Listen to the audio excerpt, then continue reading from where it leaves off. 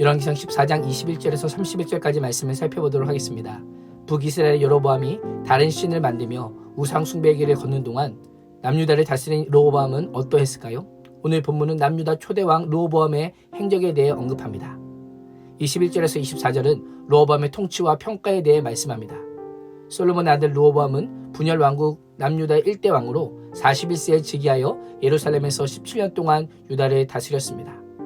열왕기 기자는 예루살렘을 여호와께서 자기 이름을 두시려고 이스라엘 모든 지파 가운데 택하신 성읍이다라고 강조합니다. 왜 이렇게까지 예루살렘을 강조하고 있을까요? 르호보암이 유다의 수도로 삼은 예루살렘은 하나님의 임재의 상징적인 처소인 성전이 있는 곳이기 때문입니다. 예루살렘은 하나님의 이름을 위해 하나님께서 택하신 이스라엘 신앙의 중심지였던 것입니다.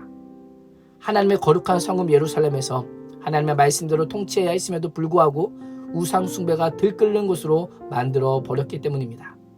21절 하반절과 31절은 르호보암의 어머니의 이름은 나아마요 암몬 사람임을 강조합니다.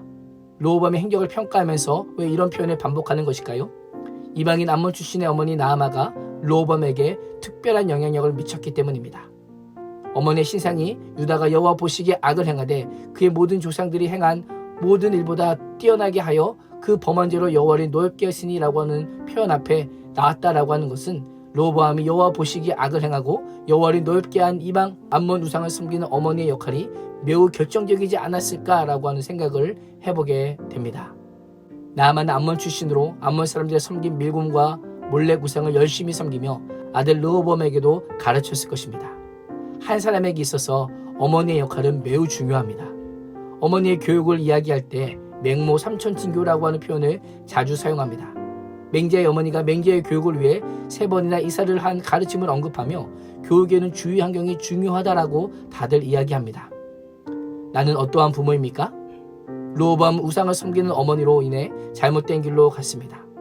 그는 중년이 넘었음에도 불구하고 하나님의 말씀과 하나님의 법도보다 어머니에게 더 큰 영향력을 받는 것을 보게 됩니다. 중년이 지난 아들을 좌지우지할 정도로라면 르호보암의 어머니도 보통 여인은 아니었던 것 같습니다. 열왕기서에서 왕에 대한 행적을 기록할 때 보통 종교 정책을 따라 평가하지만 르호보암의 경우는 왕이 아닌 유다가 여호와 보시기에 악을 행하되라고 하면서 유다 백성의 전체의 죄악에 집중하고 있습니다. 우상 숭배를 하는 어머니에게 큰 영향력을 받은 르호보암이 백성들에게 적극적으로 우상 숭배를 부추긴 것입니다.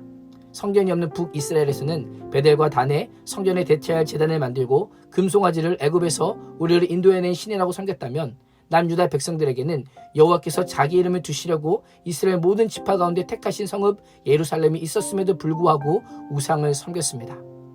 유다 전 지역에 우상을 숭배하는 산당을 세우고 남색하는 동성애도 있었고 제사 중에 매춘 행위를 하는 가나안의 음란한 이방인 신들의 제사 행위도 그대로 따라했습니다.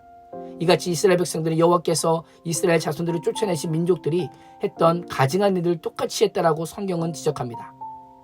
왕이 하나님의 말씀을 버리자 백성들도 하나님의 말씀을 버립니다. 항상 자녀들은 부모의 좋지 않은 모습부터 배웁니다.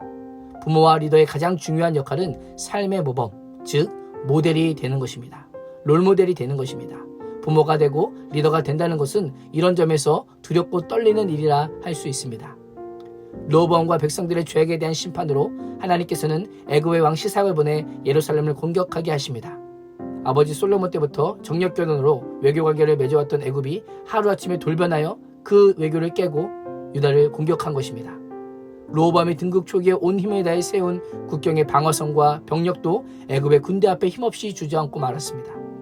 자신이 그토록 안전하리라 믿었던 방어성도 하나님의 심판과 징계 앞에 모두 무너지고 말았던 것입니다. 우리가 하나님을 떠나면 하나님께서 우리가 가장 믿고 의지하는 것이라도 순식간에 무너지게 하실 수 있습니다. 시삭은 여호와의 성전에 있는 보물과 왕궁의 보물을 모두 빼앗고 솔로몬이 금으로 만든 큰 방패 200개와 작은 방패 300개까지 모두 빼앗아 갑니다. 성전과 왕궁이 철저히 약탈당하고 말았던 것입니다. 솔로몬의 부귀영화를 상징하는 장신용 금방패가 하루아침에 안개처럼 사라지고 말았습니다.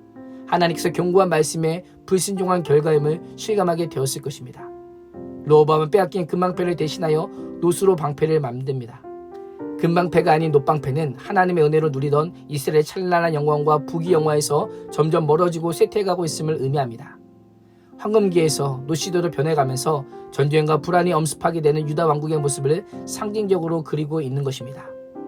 노스로 금을 대신했다는 부정적 측면만 있는 것이 아니라 그 영광이 쇠했음에도 불구하고 하나님의 은혜로 왕국이 지속되고 있음 또한 우리는 보게 됩니다. 하나님의 백성의 가장 안전한 방패는 금이나 노시 아니라 하나님 자신입니다. 하나님은 우리의 피난처요 방패요 요새입니다. 29절 이하는 르호보암의 죽음을 기록합니다. 성경은 르호보암과 여로보암 사이에 항상 전쟁이 있으니라 라고 언급합니다. 악인은 결코 하나님께서 주시는 평화를 누리지 못합니다. 다윗과 솔로몬이 다스릴 때는 평화와 편안이 가득했지만 우상 숭배로 가득하게 되자 전쟁의 시대가 되고 말았던 것입니다. 하나님의 말씀에 불순종하고 우상 숭배의 길을 걸어간 르호보암과 여로보암 사이에 계속되는 전쟁과 긴장은 오늘 사는 우리에게 평화의 왕이신 하나님을 인생과 가정과 교회와 국가의 주인으로 모실 것을 명령하고 있습니다. 오늘 하루도 우상 숭배가 가득한 가나안을 하나님 중심의 이스라엘로 만들지 않으면 이스라엘이 가나안처럼 될 수 있음을 기억하며 제사장 나라의 사명을 충실하게 감당할 수 있는 우리의 삶이 되기를 주님의 이름으로 축복합니다. 기도하겠습니다. 하나님, 찬란했던 다윗과 솔로몬의 황금기에서 우상 숭배로 찢은 노시대로 쇠퇴하는 남유다의 모습을 통해 끼어있으라는 명령을 주심에 감사합니다. 돈, 명예, 능력, 권력이 우리의 방패가 아니라 오직 하나님만이 우리의 피난처요 방패요 요새임을 믿고 고백하고 따라가는 삶을 살게 하여 주시옵소서. 예수님의 이름으로 기도합니다. 아멘.